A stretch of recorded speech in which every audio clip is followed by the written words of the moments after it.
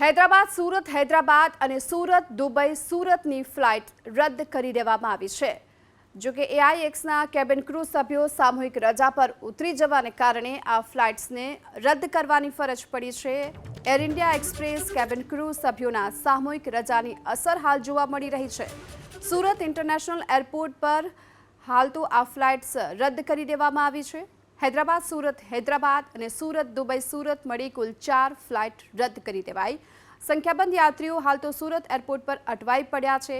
Air India એક્સપ્રેસના વરિષ્ઠ cabin crew સભ્યો એકસાથે સામૂહિક રજા પર ઉતરી ગયા છે અને તેના કારણે જ દેશભરમાં મોટાભાગની ફ્લાઇટ્સ રદ થઈ છે। એવામાં સુરતમાં પણ કુલ 4 ફ્લાઇટ રદ થઈ ચૂકી છે, જેમાં સુરત ઇન્ટરનેશનલ એરપોર્ટ ખાતેથી મૂવમેન્ટ કરતી આ 4 ફ્લાઇટનો પણ સમાવેશ થાય છે, જેમાં હૈદરાબાદ અને સુરત દુબઈ સુરત મળી કુલ 4 ફ્લાઇટ રદ થઈ છે।